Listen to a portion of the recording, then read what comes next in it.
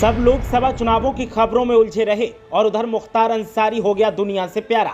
Jail से लाया गया था अस्पताल और अस्पताल में ही ली अंतिम सांस। मुख्तार अंसारी को अचानक होने लगी थी उल्टियां, तुरंत अस्पताल लेकर आया फोर्स, लेकिन जब तक कोई कुछ समझ पाता तब तक हो गया खेल। अंसारी के साथ तो अतीक वाला हाल हो गया। बस अतीक को लगी थी गोली और अंसारी को हुई थी उल्टियां और बेहोशी। देखिए आखिर हुआ क्या था।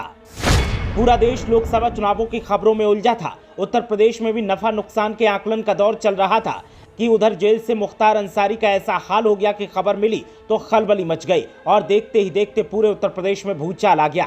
सबको लगा कि मामूली सा कुछ हुआ होगा, लेकिन अस्पताल से जब मेडिकल बुलेटिन जारी किया गया तो पता चला कि अंसारी साहब अल्लाह को प्यारे हो गए। मुख्तार अंसारी के निधन की खबर मिली तो पूरे उत्तर प्रदेश में धारा 144 लागू कर दी गई और चप्पे चप्पे पर पुलिस का पहरा दिखाई दे रहा है। कहीं भी चौक चौराहे पर कोई भी भीड़ लगाकर खड़ा नहीं हो सकता है और अगर ऐसा हुआ तो तुरंत एक्शन लेने का आदेश है। वहीं बात की जाए मेडिकल बुलेटिन की तो मेडिकल एक्सपर्ट की तरफ से कहा गया कि आज शाम लगभग 8:25 पर सिद्धदेश और विचाराधीन बंदी मुख्तार अंसारी पुत्र सुभान अल्लाह उम्र लगभग 63 साल को जेल कर्मियों की तरफ से रानी दुर्गावती मेडिकल कॉलेज आकस्मिक विभाग में उल्टी की शिकायत और बेहोशी की हालत में लाया गया।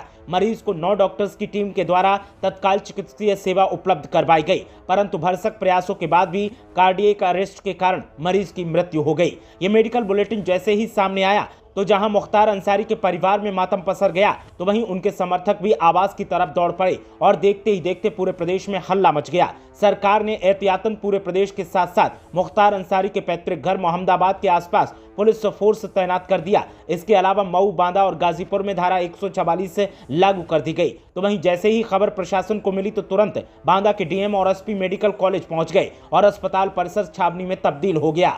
इसके साथ ही मुख्तार अंसारी वाले वार्ड के बाकी मरीजों को दूसरे वार्ड में ट्रांसफर किया गया। इधर जेल प्रशासन और मेडिकल बुलेटिन में दावा किया गया कि कार्डियक अरेस्ट की वजह से अंसारी की जान गई है, तो वहीं दूसरी तरफ अब अलग अलग अफवाहों का दौर जारी है और अंसारी परिवार के समर्थकों का दावा है कि मुख्तार को जेल में धीमा जहर दिया जा रहा था जिसकी वजह से उसकी मौत हुई। तो वहीं अब इस मौत के मामले की जांच की मांग की जाने लगी है। गजब चौंकाने वाली बात यह है कि अभी जनाजा भी नहीं उठाया गया है और परिवार वालों को शव भी नहीं दिया गया है और ऊपर से मौत पर सवाल उठाए जाने लगे हैं। ऐसे में सवाल इस बात का है कि आखिर ऐसे उल जलूल दावे क्यों किए जा रहे हैं। इस सवाल का जवाब और इस पहेली का सच तभी पता चलेगा जब पुलिस मामले में पूरी तफसीली रिपोर्ट देगी।